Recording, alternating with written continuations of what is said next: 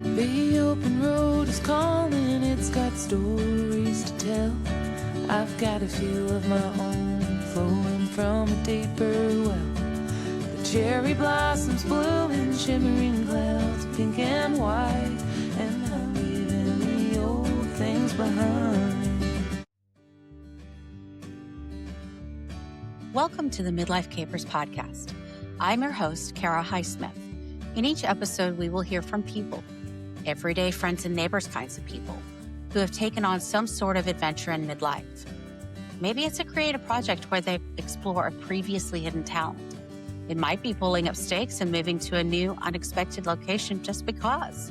It could be changing the way they show up in the world. The point is, they are doing something that pushes them outside their comfort zones, responding to those internal nudges, allowing themselves and their lives to take a different shape than they imagined. I hope you will find their stories inspiring, perhaps motivating, and keep coming back as we have new conversations. Welcome back to the Midlife Capers podcast.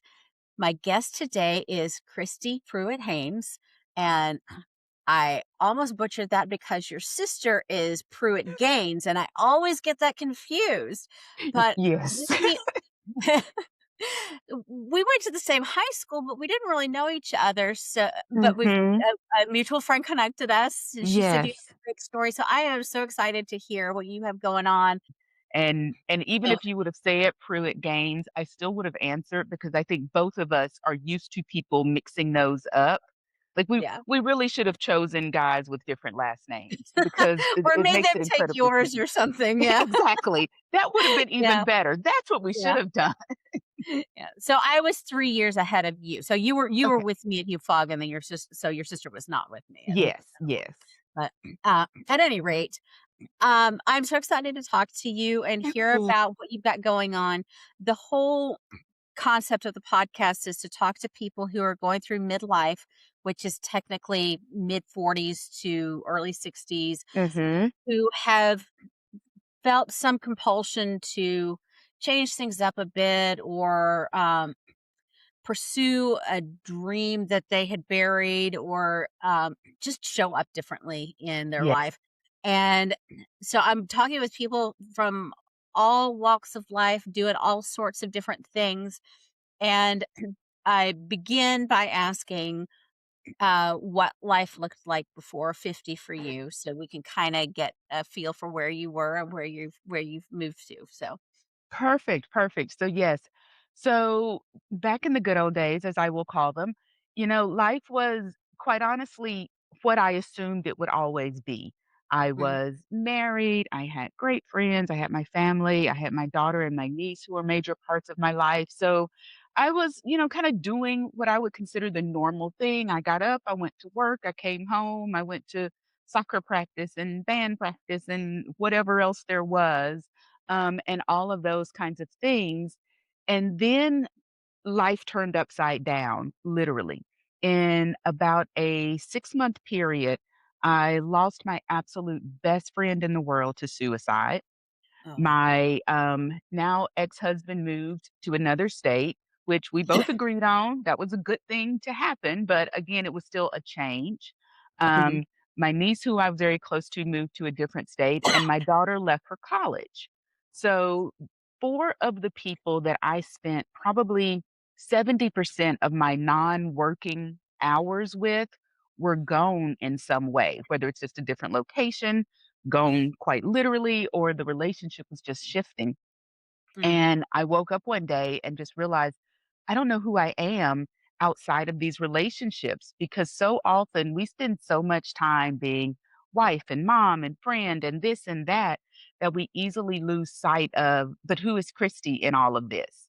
yeah, I had a job that was fine, but it was just that, it was fine. It was getting by. It was paying the bills. So I won't complain. Kudos for regular paychecks. That's always a good thing. But I lost a lot of that spark. I felt like I'd lost who I was sort of inherently, and more than that, I was overcome with grief, I was overcome with change, and I quite honestly wanted to just stay in the bed with the covers over my head and say, well, all right, that's it. I've had a good run and I'm ready to call it a day. But I knew that wasn't the real answer. So I had to do a lot of soul searching, a lot of very deliberate work to get to know me again. So I could create this new and what I will call the new and improved version, almost Christy 2.0. Uh-huh. Um, and I literally turned every area of my life kind of upside down and on its head. And for a while, I thought maybe I was crazy. But what I can say now is it was so worth it. I hate that it took such traumatic events to get me to that point, but I like where I am now. I like who I am. I like how I spend my time, and I am a stronger, happier, better version of myself having gone through all of that. So tell me, what does this new version look like? This new version laughs a lot more, and goes out a lot more, and just does the things and kind of leans into the things that bring me joy. And what it caused a huge professional shift for me. I worked in human resources, DEI, and strategy for what felt like a million years, and Mhm. I still do some of that. I still do consulting, especially in that. But it was one of those things where I don't know if you've ever experienced it. When you've done the same thing for so long, it feels like you're almost on autopilot, and it's just not as exciting. So I was ready for something a little different, but I had no idea what. And part of what I did when I was coming out of this or sort of creating Christy 2.0, I took myself on a series of solo dates. So I am a huge, huge extrovert. It was rare for me to do anything by myself. Like I would use the bathroom with the door open if it was socially acceptable, just so I could still hear the conversations that other Yeah. people were having. So I took myself on 26 solo dates and I used the ABCs as sort of a method to do that. And every couple of weeks, I would do some activity I had never done by myself or never done in general. And I followed the alphabet. So my first activity was I took myself to afternoon tea and something I'd never done, but it forced me to sit there by myself with my own thoughts, which at that time was honestly the scariest place I could be. But I started doing a lot of things. I went indoor skydiving.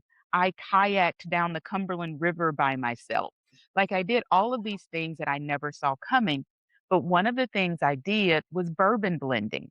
So I went on an adventure where I went to a distillery, tasted 6 different bourbons, picked out the ones I like, and created a custom blend. So it was like 40% of this one and 40% of that one and 20% of this one to create my own blend that was just the perfect flavor profile for me.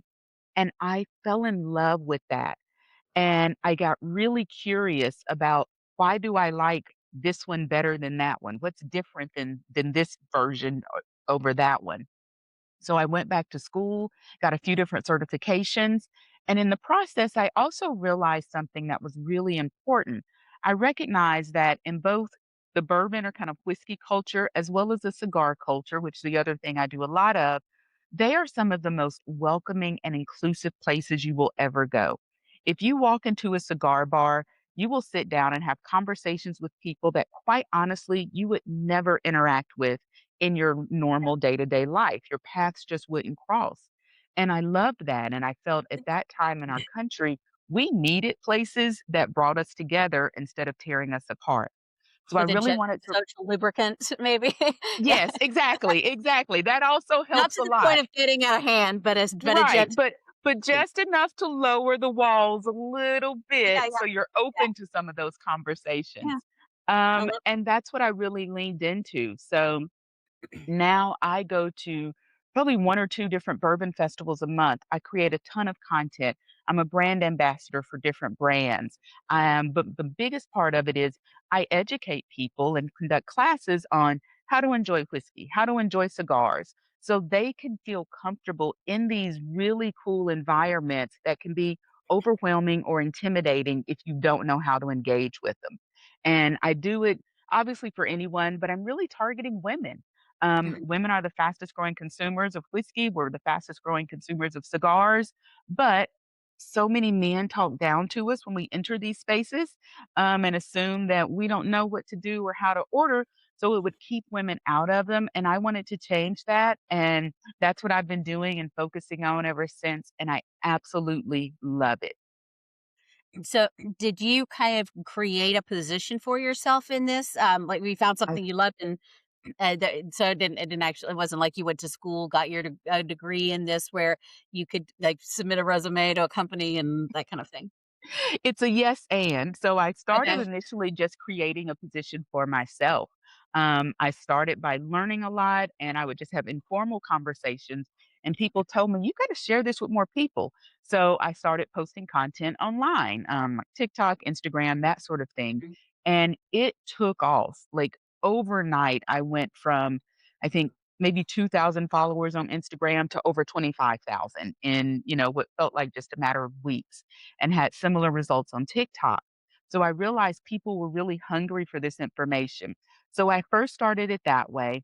And then brands started noticing the engagement I was getting. So they started reaching out to me to say, hey, can we send you this bottle, or can we send you these cigars, or would you come to this festival and just talk about what we're doing? So that started down sort of the professional, if you will, path. Yeah. And now I can consult with companies. I can do tastings for large conferences.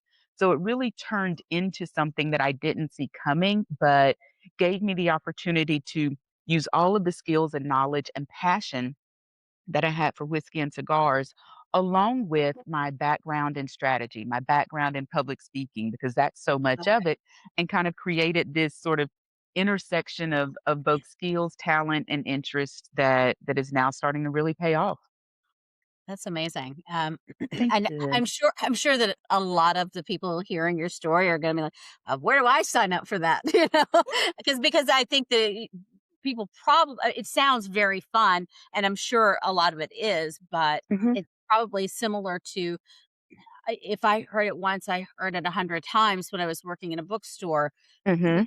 Come in and say, "Oh, can I would love to work in a bookstore because I love to read." And I'm like, "Well, but that's awesome, but you don't get to But sit in the stacks and just read all day long. There's other exactly. stuff to do." And that was one of the really cool parts. I had to figure out and kind of carve out a space for me in this industry because I didn't want to be a distiller. I didn't want to go out and make whiskey. That wasn't my goal.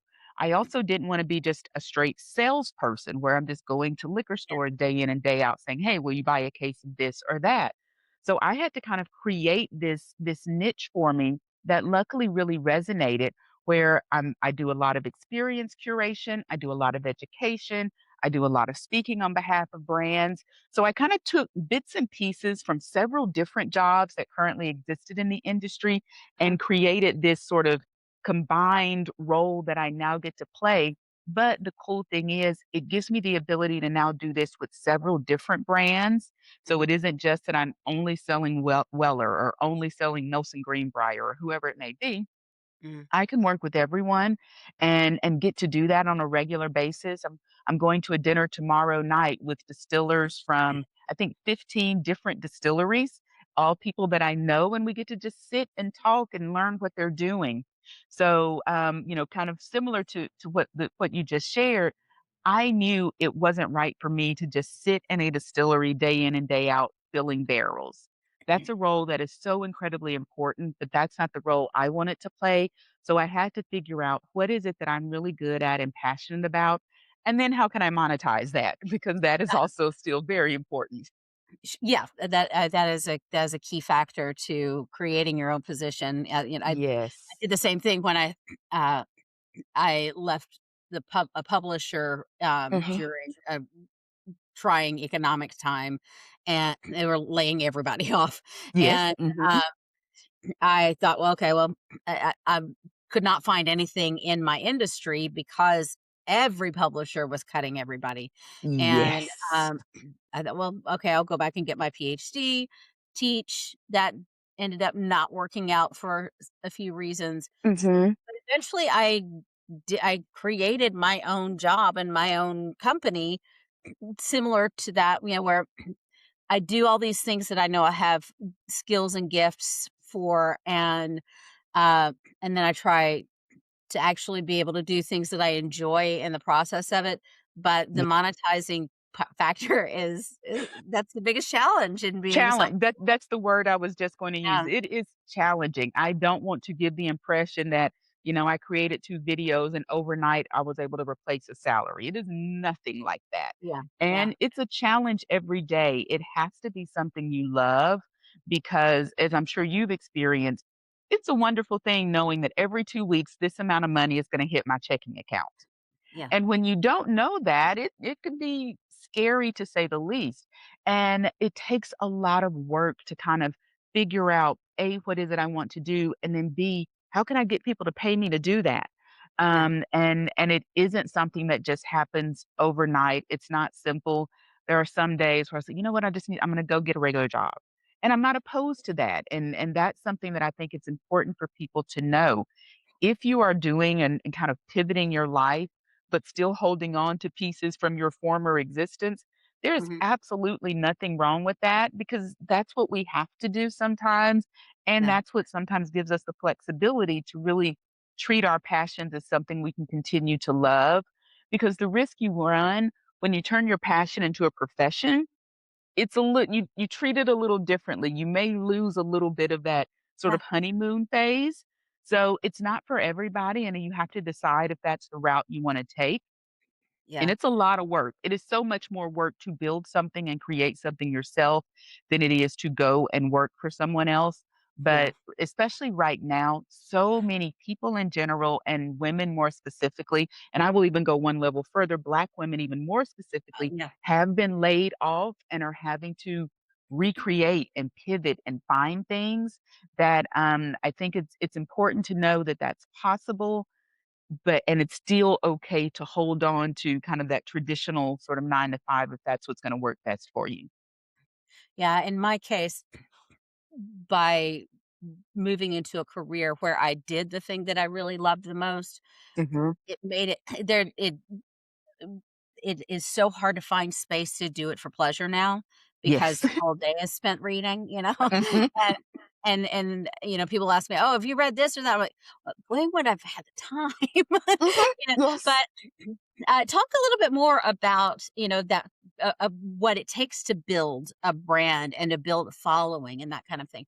I don't know that everybody who listens to this will actually leave a career and Oh, right. pursue a different one, Mhm. but they may want to do something like for me in my case, I've launched this podcast and I'm doing other things in social media to build a platform so that when I finish my novel, we can shop it and actually have a publisher consider taking me on Right. rather Right. than going the self-publishing route, which also is not a problem if I do if that's what I end up doing. But Mhm. it's I'm not necessarily envisioning becoming a full-time professional podcaster, but, but I do need to do certain things to build some exposure for the thing I do wanna do, um, Yes. and I think there are a lot of people like that out there, so, what kind of advice would you give people to, for doing that, whether it's a hobby or Mhm. actually fitting your career? I think the first thing that comes to mind is you have to get really comfortable with what I call being an "and" person. Meaning, I am going to be a content creator and a podcaster and an event creator and kind of, a lot of commas in that sentence. Yeah. Because when you are building a brand, you're going to reach people in a number of different ways. It would be so wonderful if I could just make one Instagram video a day. I post it, and all of a sudden the world says, "Oh, this is who we've been waiting for. Let me send you checks." It doesn't work that way. That is not how this goes. Yeah. So you do have to embrace the "and" of it and be okay with that, and some people love it, others don't. So Well, I think that's the bandwidth first thing. bandwidth can be a big factor in that. So, Absolutely. talk about, because that's, I think that could be one of the biggest inhibitors of being an "and" person. I think, anyone who's Yes. creative, I think, has so many ideas that it's like, yeah, and that, yeah, and that, and then but then you Mhm. feel like, it squirrel, Yes. Oh, so, yeah. Uh-huh. We're having, all chasing yeah, pretty blue lights, yeah, and you yeah, can sometimes lose track and forget what your North Star is, and I think that would be the second thing. Remember the goal. So even as you're doing all of these ands, keep in mind it's all to get me to this point. So yeah, do I have to wear these 5 different hats today? Absolutely, but that's because it's going to get me here. So you mm, have to keep that in mind. And I think another thing is it takes a lot of patience. mm. And that was one of the hardest parts for me. I don't have a patient bone in my body. Like I've always been one of those, I have the idea, I want to execute, I'm going to get the rewards in 5 minutes. Like it Mm, boom. Why are we waiting? Let's just bring it on. And it yeah, doesn't happen that I'm way. vibing with you. Yes, yes. Yeah, So yeah, you've gotta be patient and you have to reward and not even just reward, you have to be able to see and acknowledge the small victories. Like, I remember the first time I did a TikTok live, and you can people will send you money when you go on there. The first one I did, and I had a much smaller following then, the somebody gifted me, it's like a rose, which equated to 5 cents. So uh-huh, I had been on this TikTok live for like 45 minutes talking, and I got a nickel for it. uh-huh, But I immediately after that made this video about how grateful I was for this nickel. And trust me, that is basically the most insignificant amount of money you can give someone. But it was what it represented to me. It yeah, represented that somebody thought enough of my ideas, my content, my delivery, whatever it is, to give me some of their hard earned money. And if yeah, one person will give a nickel, then maybe there's another 100 or 1,000 or 10,000 who will also do the same thing. yeah, So in that moment, I had the choice. I could walk away saying, I sat and talked for 45 minutes and all I made was a nickel. Or I could like, yep, all right, proof of concept. This is going to work. I just yeah, got to keep plugging at it. And I yeah, chose the latter, and that really made all the difference. yeah, But again, it's a long road, it's a marathon, and it takes some patience. And in those moments, you are going to be frustrated sometimes, and you're going to wonder, is it worth it? And nobody can answer that question for anyone else. You just got to figure out how much does this mean to me, and how bad am I willing to work for it? absolutely, absolutely. Um, this is another question I ask everyone, Mhm. uh, and I have, up to this point, had the same response from everyone, really. Uh, is there anything that you would change in the process of getting to where you are now? If with the benefit of, hindsight, Mm. Yes. there's something where you're like, "Oh, man, I wish I had done this way," or if I wish I had known to do this. And obviously, you start out on this road and you don't know what you don't know. And Right. Yes. Great question. My initial answer is yes, but the reason I am hesitant to commit to that is there is, and I have worked really hard to find beauty in the process. Mhm, And the way I think about it is when I look back on my life, there are absolutely things that I wish I would not have gone through. I wish this would not have happened. I wish this would have gone differently. But also, if it would have gone differently, would I still have grown from or learned the lessons from or whatever it was that I got from that, would I still be this version of myself? mm, And I really do like this version of myself. So while I wish it would have been easier, and I wish I would have had more resources or somebody just sitting there and telling me, do this, do that kind of thing. yeah, Honestly, the journey has been worth even more than the end result, and this I'm by no means at the end result yet.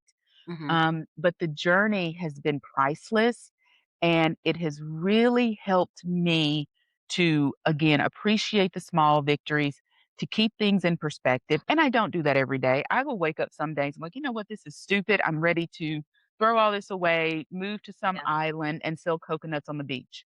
And honestly, 9 times out of 10, if someone were to offer me that deal, I may say okay, because it's hard, yeah, and this world is crazy, and this country is crazy right now, and so many things. but again, all of those ups and downs have contributed to who I am, and I don't know if I would like another version of me any better than I like this one. And that is what I've heard, that's been the recurring theme, and the recurring message is that as hard as parts of it were, or as much as certain parts didn't make sense at the time, Mhm. I wouldn't be who I am at this stage, and I think that's worth everything I endured. I mean, Yes. that's the response I've gotten from everybody, and I think that it will continue to be true with Mhm. everyone I talk to. But it's always worth asking because, yeah, I feel like people who are considering making some kind of a change and are shying away from it out of fear of those types of experiences, the struggles or Mhm. missteps and those kinds of things. I want them to see that everybody who is where they are got there by making missteps or Yes. having some kind of uphill battle in the Mhm. midst of it all, and they wouldn't trade it for the world. Uh, Exactly. so There is no, one no, go thing ahead. I would add though, that the one thing I wish would have been different is that I would have aggressively pursued kind of discovering who I am and what I enjoy and all of that Mhm. without all of the trauma that prompted it. Like, I Yeah, think the downside is so many people wait until their life is literally exploding in some way. I've yeah, lost my job, I've lost a spouse, I've lost whatever it might be, or, I've any number of things. People usually pivot after a loss. yeah, And how cool would it be if we pivoted just because we were chasing joy? And I yeah, think there's a difference in chasing joy versus running from grief or running from loss. And I think while that loss and that sadness can be a really powerful motivator and thing to push you, the one thing I do regret is that I wish I would have just said, I want to live my happiest life no matter what. So let's go ahead and figure out what that looks like. yeah, Because had I done that sooner, the people in my life would have been able to enjoy this super cool version of me, a yeah. lot sooner and without everything just becoming so chaotic and sad and all of that. So that's the one thing I will say. If you are even considering some kind of pivot in the smallest bit, you don't have to wait for everything to break before you start figuring out how you want to put things together in a different way. I absolutely. I think that that would be the ideal, but I think you're right that most people make a change in a response to some kind of Yes. loss. Mhm. Whether it is loss of a job or a spouse or uh whatever, just your passion for what you're doing, Yeah. and and I I fear that in most cases that's still what it's going to take for people because Oh, they yeah. tend to get, if life is comfortable, you don't want to rock the boat. Why Exactly. why reach for something if it's going to create some kind of loss? We've all heard if it ain't broke, don't fix it. And Sure. I think that's the approach that so many of us take with our lives. I'm like, yeah, there are things that I would like to be different. Sure, but overall things are okay. Things are good Yeah. enough and we accept that good enough. And again, this is me preaching to myself. I did that as Mhm. well. And I think the one thing that I hate is that my best friend didn't get to see this version of me No. because again, losing him was one of the things that prompted all of this, and we would be having so much fun doing all of this stuff together, Mm, mm, and the places I'm traveling and the things that I'm doing and all, and I hate I didn't make this shift until after he was gone, because as phenomenal of a life as we had together, this piece of it would have been just that great, and I hate that he's missing the good stuff. yeah. And that would be the one thing, which is why I hate that I didn't kinda lean into some of this a little bit sooner, but as you said earlier, you don't know what you don't know until you realize you don't know it. Yeah. And Yeah. that's sort of where I was, but that is the one thing that I wish he could see me now. I'm a healthier version of me in every way, and I just hate that he's not able to see this side of me. Yeah. Well, so what is next? You said you're not there yet. Yes. Where what do you see on the horizon? More of all the things I'm doing. So, I am also working on I'm gonna be launching my podcast. People have been telling me I need a podcast for, like, 5 Uh-huh. years. And I was like, "Yeah, yeah, we'll get to it, we'll get to it." So, Yeah. I finally have everything in place for that, so that will be coming out in a few months, and that's gonna be a great way for me to really combine the 2 areas of my life. So, I'm gonna be combining both the whiskey side plus just some of the life stuff, so I'm super, super excited about that. I am working with more brands than I've worked with before, trying to help them amplify who they are and really get them into the market, particularly with the kind of diversity within that exists in the consumer base now. So I want to continue doing more of that. I'm going to do larger events. So I already do a number of events, but I'm looking forward to those growing. And I'm starting to get a bit of momentum on kind of taking the show on the road, if you will. So I do a lot of stuff in Nashville, which is where I'm based, but I've had several people say, "Hey, when are you coming to Houston or Atlanta or wherever?" Mhm.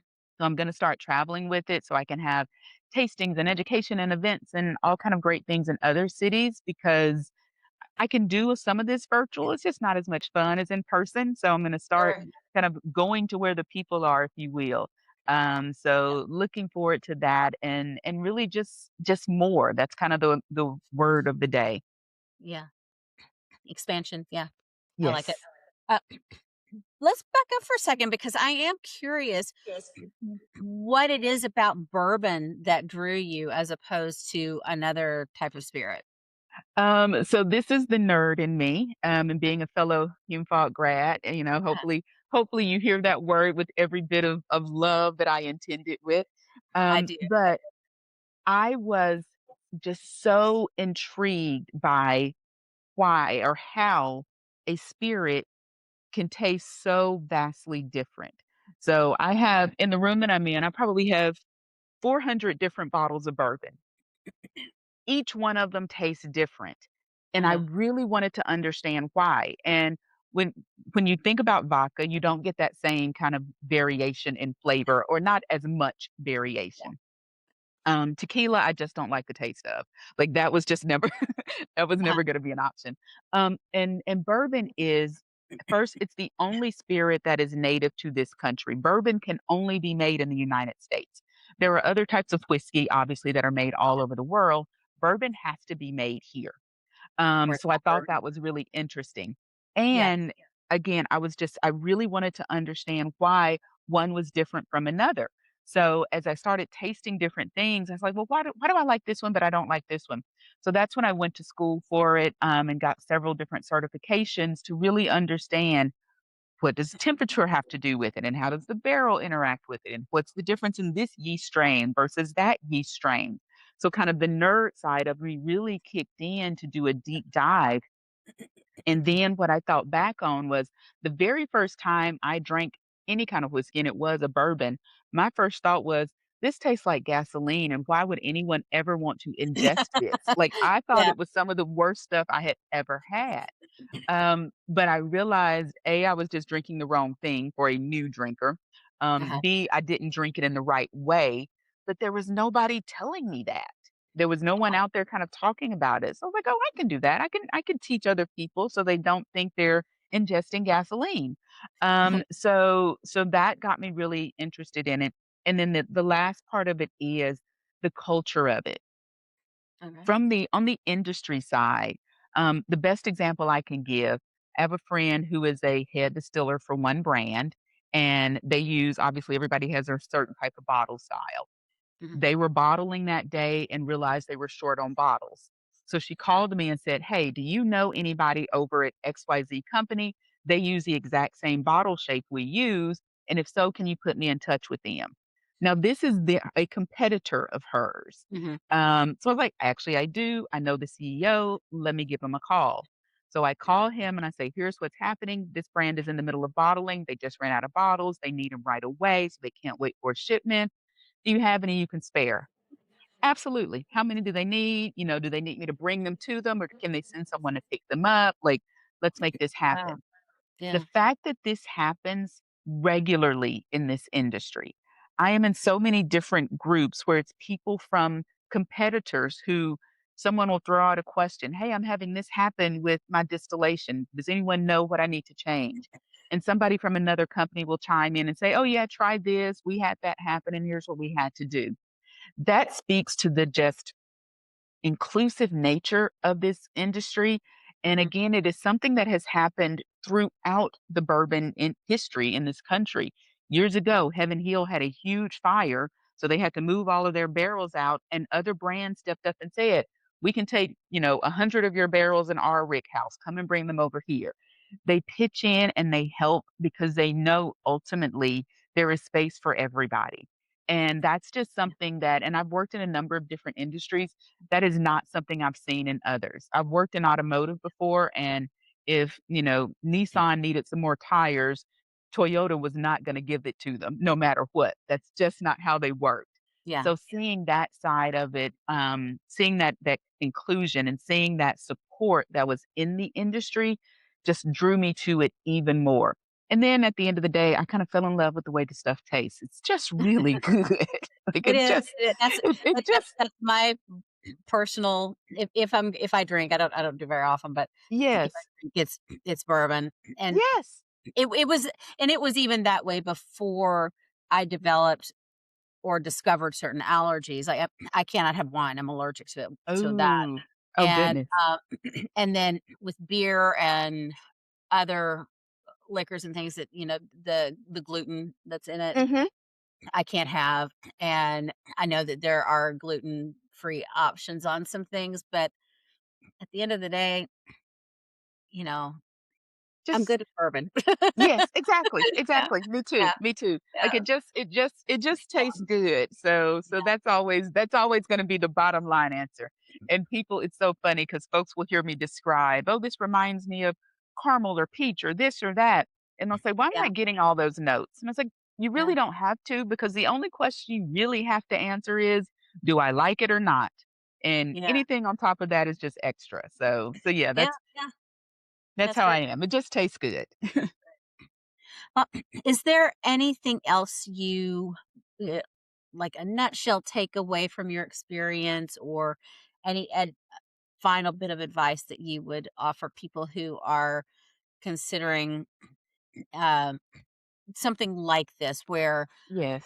it's it y- obviously with your situation, you actually have made a career shift. Some of the other people I've talked to are just kind of like adding on to or developing. Mhm.